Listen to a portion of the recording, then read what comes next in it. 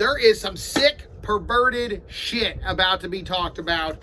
Cari, Mora, it's Thomas Harris. He's into some weird shit. Look at this guy. Don't trust that dude. No, he seems like a cool dude. This is a well-written, beautiful book.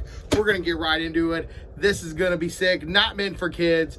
Rape, death, blood, destruction, guts. It's terrible. We're going right into the fucking book, though. Cari, Mora. I do these reviews on a 5-scale thing. I do the plot, the characters, some pros and cons that kind of rubbed me in the right and or wrong way. Then my journey, how I enjoyed my time spent in this world. Was it worth the escape? So I'm going to get into it because it's hot up here, guys, and I want to talk about some stuff. I'm going to try to keep this at about 5 minutes, so if you can stick around for 5 minutes, that'd be great. Also, my friend Mindy hit 600 subs today. Mindy, I saw you wearing a WoW shirt. Hoarder Alliance, I gotta know. Gnome Rogue, bam, awesome. So, Alliance. Okay, so let's talk about Thomas Harris. Thomas Harris wrote Silence of the Lambs. And I will have a problem comparing this to Silence of the Lambs because that's an amazing book. That's one of my favorite movies. That's just an amazing book series. But this I cannot help but compare it to. But you know I do this. Let's talk about the plot. It's already a minute 20 in. Let's talk about the plot. The main plot is this girl. She works in Pablo Escobar's old house. And there's some money buried underneath it, and she's working with the cartel, and the cartel does some sick shit in this book. We're talking raping children, murder, violence, guns, kicking ass. I mean, this is a very gruesome book. There's a lot going on. This is a very mature content in this book, but the general plot is basically kind of like a heist mixed with this Cari Mora survival story, and I couldn't help but love it. I love the plot, and it was every original take on well done stuff. Like, it was beautifully written, and it's setting in like the Caribbean, Miami area, and I'll talk about Miami later. Excuse me. I get gassy sometimes. My bad, y'all. Oh, excuse me, it's fucking disgusting, I know. But Cari Mora, it's like a survival and her life through the cartel and the dealings going on, and her boyfriend and this fucking vault with money and drugs and shit in it. So I'm going to give an A-. Not completely original. You could go B, because he just writes it in a way where it seems new. Let's talk about the characters. The one character I want to talk about particularly is the town of Miami.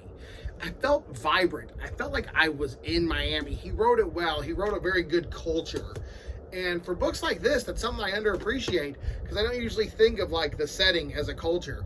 But now that I think about it, I do that. Because in Shirley Jackson's Haunting a Hill House, that house was a character. In The Stand, the virus is a character. So you've got to make these things that aren't characters have a life, have a feeling. In Miami, the town has that. And that blew me away. And I can't pronounce this gentleman's name who works for ICE. Hans Peter. I'm going to just go with that. I could not pronounce his first name.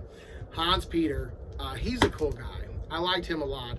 And Cari Mora in ICE was really fun. I really enjoyed that. And I couldn't talk about more characters without spoiling stuff. So I'm trying to do this in the least spoilery fashion because I love this book and it's beautiful. The characters, I'm going to give it a B.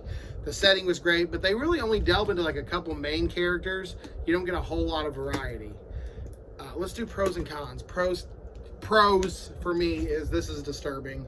There's a lot of sex acts where there's like guts and rape, and if she's okay with it, and some porn, and some of that stuff is really a con for some people. For me, I was like, man, this shit's fucking dark and twisted, and I love it. And if you're here, you're probably dark and twisted too. Don't judge. No kink shaming here. Yeah, but seriously, there's some mature content in this book. Cons, though, I really couldn't have much of a con. I mean, it's a little short. The lack of characters that I cared about was very kind of a con, but the characters I do remember, like Hans Peter, Cari Mora, you know, some of the people that worked with I, some of her handlers, I do remember them, and they're a lot of fun, but they're also kind of cardboard cutouty, and once the character serves his purpose, he's usually offed, or just written out of the story. But how did I enjoy the journey? Did I enjoy my drug rape-filled romp through the porn industry of Miami into an ICE special unit involving a drug break-in? Yes, I did. I loved it very much. I did the audiobook on cloud library, if that's something you have locally, view that. It's library. Just download the app and you get it. And I did the audiobook, and I read this at home while doing the audiobook, and I fucking loved it. And it was fucking amazing. I'm going to give it an A. This is a quick, you can finish this as in a day. It's a quick romp through some really dark, twisted parts of the human mind. But my issue with this is I instinctively compared it to Silence of the Lambs. And I shouldn't have done that. I should not have done that. This is a different book. The author has grown. It's been years, decades since Silence of the fucking Lambs came out. And I should not be comparing 30-year-old work to new work, no matter how good or bad that work is. And in this case, Silence of the Lambs is awesome. So I feel bad for that guy, where all of his characters are I'm now going to instinctively compare to Hannibal Lecter. Even though there's some great ones in this book, and there's some not so good ones also, you know, stuff like that. But I cannot compare everything. Like, I can't compare everything Stephen King writes to The Stand. I shouldn't. I instinctively do. That's something I have to work on. But this has been your boy Peru. This is an amazingly fun, short, quick, bloody read. Thank you. Thank you for watching. And stay creepy. Deuces.